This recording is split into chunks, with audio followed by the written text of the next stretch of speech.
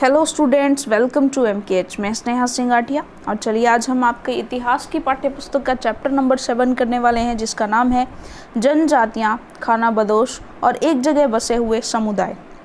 देखिए, हमने अध्याय 2, 3 और 4 में आपने देखा कि किस प्रकार राज्यों का उत्थान और पतन हुआ।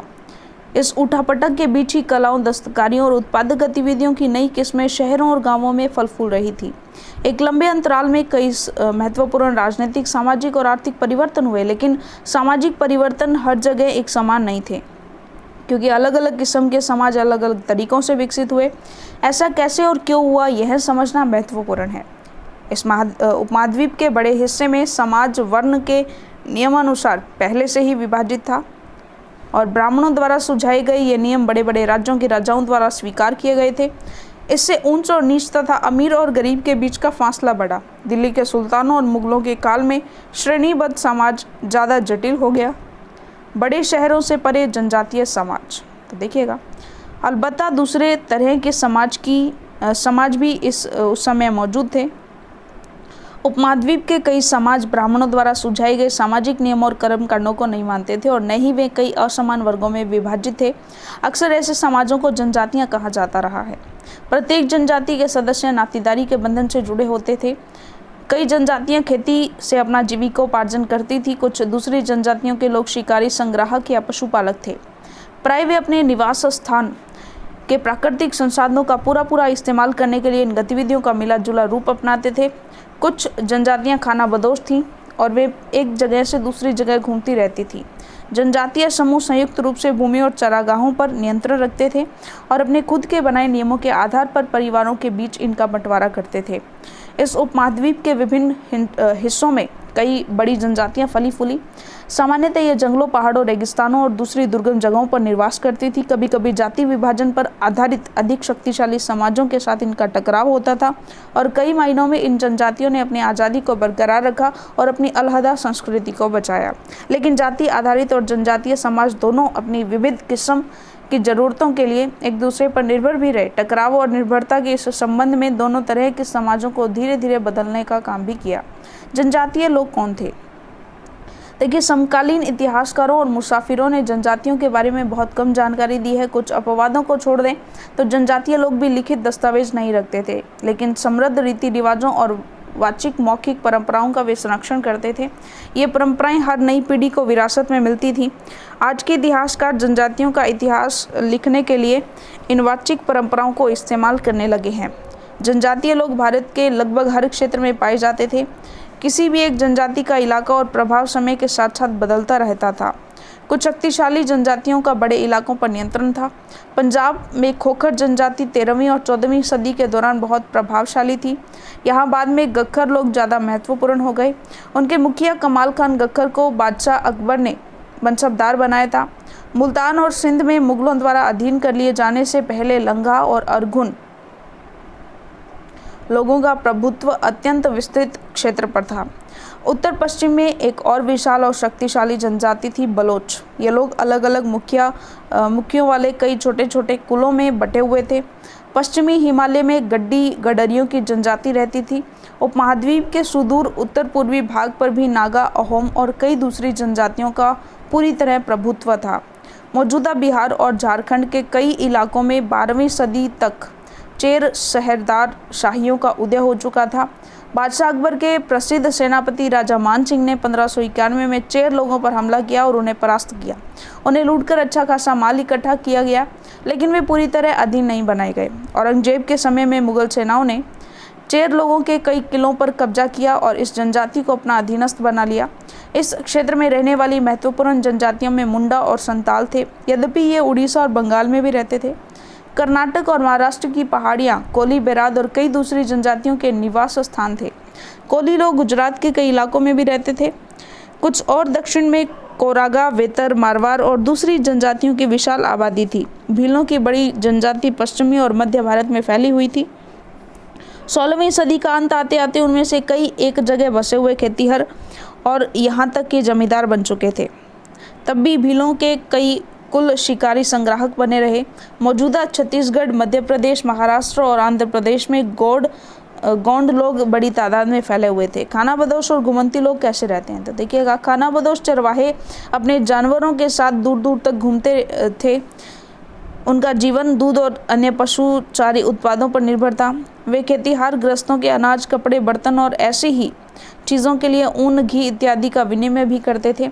कुछ खाना बदोश अपने जानवरों पर सामानों की ढुलाई का काम भी करते थे। एक जगह से दूसरी जगह आते जाते वे सामानों की खरीद फरोख्त करते थे। बंजारा लोग सबसे महत्वपूर्ण व्यापारी खाना बदोश थे। उनका कारवां टांडा कहलाता था।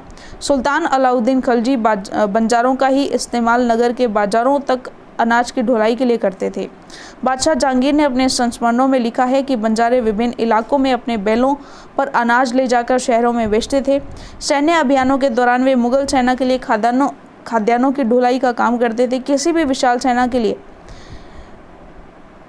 जो है देखिएगा इतने बैल अनाज ढोते थे। देखिएगा यहाँ पर कितने बैल हैं, आपने गिनेंगे इनको, इकाई, दहाई, सैकड़ा, हजार, 10,000 और लाख। तो देखिएगा 1 लाख बैल अनाज ढोते होंगे। कई पशुचारी जनजातियां मवेशी और घोड़ों जैसे जानवरों को पालने, पोसने और संपन्न लोगों के साथ उन्हें बेचने का काम करती थी। छोटे मोटे फेरी वालों की विभिन्न जातियां भी एक गांव से दूसरे गांव भ्रमण करती थी। ये लोग रस्सी, सरकंडे की चीज़ें, फूस की चटाई और मोटे बोरे जैसे माल बनाते और बेचते थे। कभी कभी भिक्षुक लोग भी घुमंतू सौदागरों का काम करते थे। नर्तकों, गायकों और अन्य तमाशबीनों की भी जातियां थी जो विभिन्न नगरों और गांवों में कमाई के लिए अपनी कला का प्रदर्शन करती थी। बात करते हैं बदलता समाज, नई जातियां और श्रेणियां। जैसे जैसे अर्थव्यवस्था और समाज की ज़रूरतें बदल गई, नए हुनर वाले लोगों की आवश्यकता पड़ी। वर्णों के भीतर छोटी छोटी जातियां उभरने लगी। उदाहरण के लिए ब्राह्मणों के बीच नई जातियां सामने आई।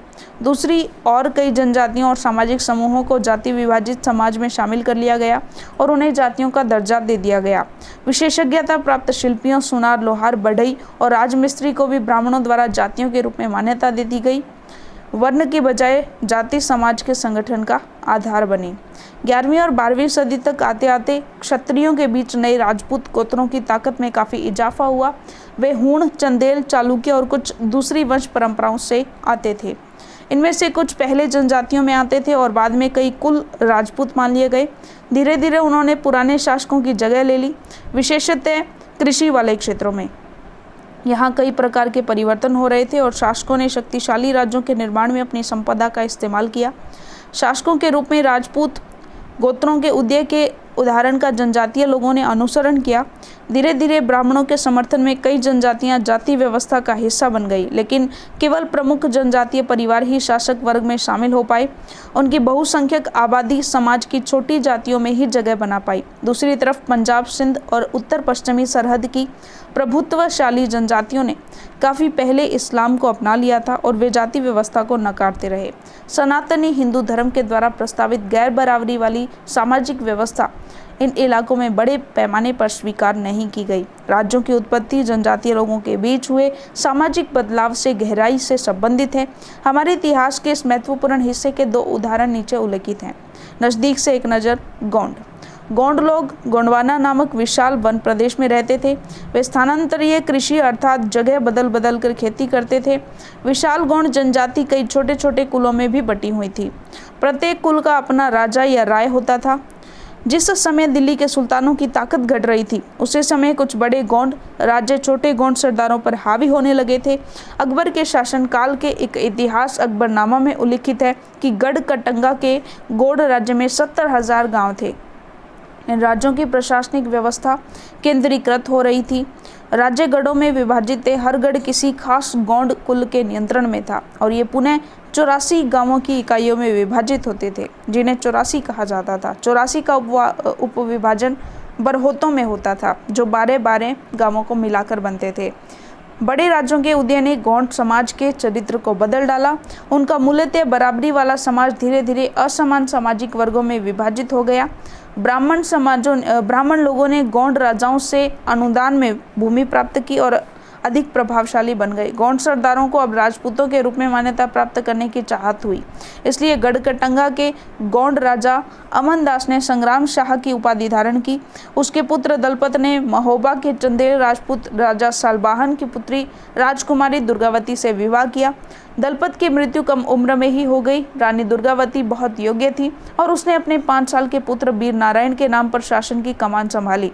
उसके समय में राज्य का और अधिक विस्तार हुआ। 1565 में आसिफ खान के नेतृत्व में मुगल सेनाओं ने गढ़कटंगा पर हमला किया। रानी दुर्गावती ने इनका जमकर सामना किया। उसकी हार हुई और उसके समर्पण करने की बजाय मर जाना बेहतर समझा। उसका पुत्र भी तुरंत बाद लड़ता हुआ मारा गया। गढ़कटंगा एक समृद्ध राज्य था। इसने हाथियों को पकड़ने और दूसरे राज्यों में उनका निर्यात करने के व्यापार से अपना खासा धन कमाया था। जब मुगलों ने गोंडों को हराया तो उन्होंने लूट में बेशकीमती सिक्के और हाथी बहुतायत में हथियार लिए। उन्होंने राज्य का एक भाग अपने कब्जे में ले लिया और शेष वीर नारायण के चाचा चंद्र शाह को दे दिया। गढ़कटंगा के पतन के बावजूद गोंड राज्य कुछ समय तक चलता रहा, लेकिन वे काफ़ी कमज़ोर हो गए और बाद में अधिक शक्तिशाली बुंदेलों और मराठों के खिलाफ उनके संघर्ष असफल रहे। अहोम की बात करें, अहोम लोग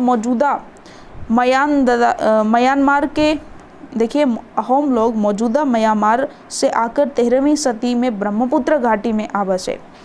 उन्होंने भूस्वामी लोगों की पुरानी राजनीतिक व्यवस्था का दमन करके नए राज्य की स्थापना की। 16वीं शताब्दी के दौरान उन्होंने चुटियों और कोचहांजों के राज्यों को अपने राज्य में मिला लिया। उन्होंने कई अन्य जनजातियों को भी अधीन कर लिया। अहोमों ने एक बड़ा राज्य बनाया और इसके लिए 1530 के दशक में ही इतने वर्षों पहले आग्नेय अस्त्रों का इस्तेमाल किया। 1660 तक आते आते वे उच्च स्तरीय बारूद और तोपों का निर्माण करने में सक्षम हो गए थे, लेकिन अहोम लोगों को दक्षिण पश्चिम से कई आक्रमणों का सामना करना पड़ा। 1662 में मीर जुमला के नेतृत्व में मुगलों ने अहोम राज्य पर हमला किया। बहादुरी से सामना करने के बावजूद अहोम लोगों की पराजय हुई, लेकिन उस क्षेत्र पर मुगलों का प्रत्यक्ष नियंत्रण ज़्यादा समय तक नहीं बना रह सका।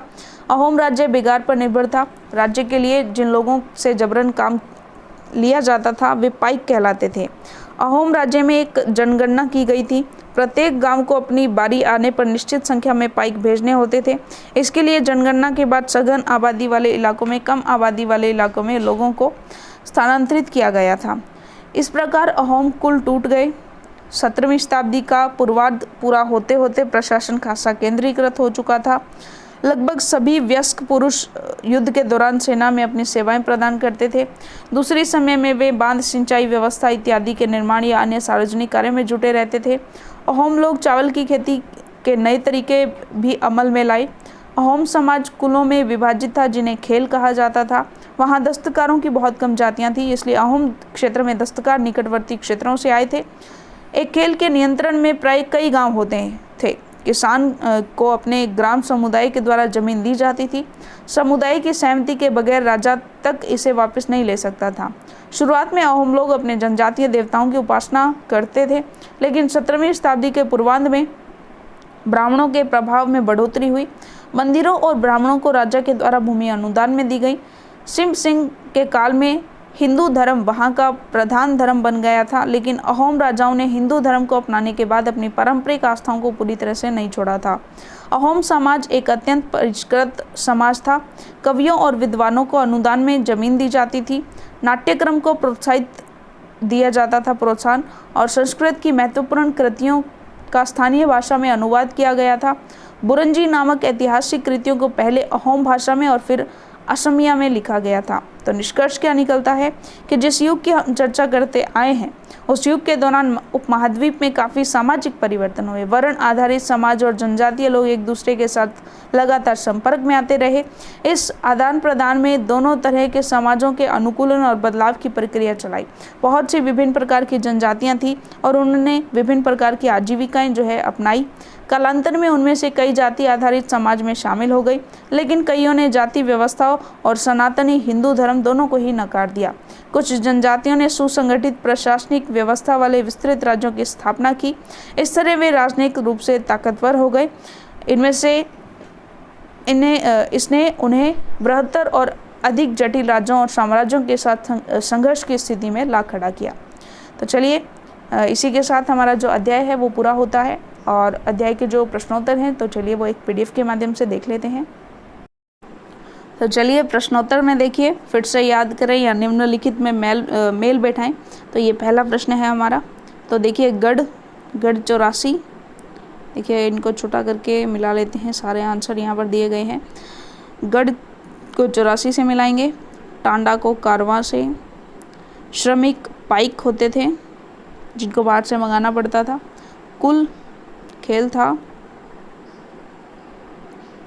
यानी कि कुल जो होते थे खेल के नाम से कुल बनाए गए थे। शिव सिंह अहोम राज्य में, दुर्गावती गढ़कटंगा में। चलिए ये तो हमने मिला दिए। रिक्त स्थानों की पूर्ति कीजिए। वर्गों के भीतर पैदा होने वाली जातियां श्रेणियां कहलाती थी। बुर्जी अहोम लोगों के द्वारा लिखी गई ऐतिहासिक कृतियां थी। अकबरनामा ने इस बात का उल्लेख, गढ़कटंगा में 70,000 गांव थे। अकबरनामा में इस बात का उल्लेख किया गया है। और बड़े और ताकतवर होने पर जनजातीय राज्यों ने मंदिर बनवाए और ब्राह्मणों को भूमि अनुदान दिए। सही गलत बताइए। जनजातीय समाजों के पास समृद्धवाचक परंपराएं थी, तो बिल्कुल सही है। बाकी के तीनों गलत हैं, ये आप मिला लीजिएगा। चलिए आगे देखिएगा। खानाबदोश पशुचारकों और एक जगह बसे हुए खेतिहारों के बीच किस तरह का विनिमय होता था? तो देखिए खानाबदोश पशुचारकों और खेतिहारों के बीच वस्तु विनिमय होता था, जिसके तहत एक वस्तु को देकर दूसरे वस्तु को प्राप्त करना होता था। खानाबदोश चरवाहे अपने जानवरों के साथ दूर दूर तक घूमते थे। उनका जीवन दूध और अन्य पशुचारू उत्पादों पर निर्भर था। खानाबदोशी चरवाहे ग्रस्तों से अनाज, कपड़े, बर्तन और ऐसी ही चीज़ों के बदले ऊन, घी, दूध दिया करते थे। कुछ खानाबदोश रास्ते में पड़ने वाले गांवों और नगरों में सामानों की खरीद फरोख्त भी करते थे। अहोम राज्य का प्रशासन कैसे संगठित था? तो देखिए 17वीं शताब्दी के पूर्वांत तक अहोम प्रशासन केंद्रीकृत हो चुका था। अहोम समाज कुलों में विभाजित था और बाद में कुलों में एकता भंग हो गई। एक कुल जो है खेल के नियंत्रण में प्राय कई गांव होते थे। किसान को अपने ग्राम समुदाय के द्वारा जमीन दी जाती थी। समुदायों की सहमति के बगैर राजा तक इसे वापस नहीं ले सकता था। आगे बात करते हैं वर्ण आधारित समाज में क्या परिवर्तन आए? तो देखिएगा वर्ण आधारित समाज में निम्न परिवर्तन आए। वर्गों के भीतर छोटी छोटी जातियां उभरने लगी। उदाहरण के लिए ब्राह्मणों के बीच नई जातियां सामने आई। दूसरी ओर कई जनजातियां और सामाजिक समूहों को जाति विभाजित समाज में शामिल कर लिया गया और उन्हें जातियों का दर्जा दे दिया गया। ब्राह्मणों द्वारा शिल्पियों, सुनार, लोहार, बढ़ई और राजमिस्त्री को जातियों के रूप में मान्यता दे दी गई। वर्ण की बजाय जाति समाज के संगठन का आधार बनी। एक राज्य के रूप में संगठित हो जाने के बाद जनजातीय समाज कैसे बदला? तो देखिए एक राज्य के रूप में संगठित हो जाने के बाद जनजातीय समाज में कई बदलाव आए। हूण, चंदेल, चालुक्य और कुछ दूसरी वंश परंपराओं में से कुछ पहले जनजातियों में आते थे और बाद में कई कुल राजपूत मान लिए गए। धीरे धीरे उन्होंने पुराने शासकों की जगह ले ली और विशेषतः कृषि करने वाले क्षेत्रों में शासकों के रूप में राजपूत गोत्रों के उदय के उदाहरण का जनजातीय लोगों ने अनुसरण किया। धीरे धीरे ब्राह्मणों के समर्थन में कई जनजातियां और जाति व्यवस्था का हिस्सा बन गई, लेकिन केवल प्रमुख जनजातीय परिवार ही शासक वर्ग में शामिल हो सके। क्या बंजारे लोग अर्थव्यवस्था के लिए महत्वपूर्ण थे? तो हाँ बिल्कुल, बंजारे लोग सबसे महत्वपूर्ण व्यापारी खानाबदोश थे। सल्तनत काल में बंजारे नगर के बाजारों तक अनाज की ढुलाई किया करते थे। बंजारे विभिन्न इलाकों से अपने बैलों पर अनाज ले जाकर शहरों में बेचते थे। सैन्य अभियानों के दौरान वे मुगल सेना के लिए खाद्यान्नों की ढुलाई का काम करते थे। बंजारे किसी भी सेना के लिए 1 लाख बैलों से अनाज जो है वो ढोते थे। गोंड लोगों का इतिहास अहोमों के इतिहास से किस मायनों में भिन्न था? क्या कोई समानता भी थी? तो यहाँ पर असमानताएं और समानताएं हमें बतानी है। गोंड गोंडवाना प्रदेश की प्रमुख जनजाति थी, जबकि अहोम ब्रह्मपुत्र घाटी के निवास करने वाली प्रमुख जनजाति थी। गोंड यहाँ के मूल निवासी थे, जबकि अहोम म्यांमार से आकर बसे थे। गोंड आग्नेय अस्त्रों का प्रयोग नहीं जानते थे, जबकि अहोम उच्च स्तरीय बारूद और तोपों के निर्माण में सक्षम थे। गोंडवाना राज्य अहोम राज्य की तुलना में बड़ा था। अगर समानताएं देखें तो दोनों ही जनजातियां थीं। दोनों ही जनजाति अपने अपने साम्राज्य स्थापित उन्होंने किए थे और दोनों ही राज्यों को मुगलों ने पराजित किया था। आगे देखिए कुछ करके देखने वाले प्रश्न हैं, तो ये आप जो है स्वतः कर सकते हैं ये सारे के सारे प्रश्न। तो चलिए इसी के साथ हमारा जो है अध्याय है वो पूरा होता है और अगले अध्याय के लिए मिलेंगे हम हमारी अगली वीडियो में। तब तक के लिए धन्यवाद।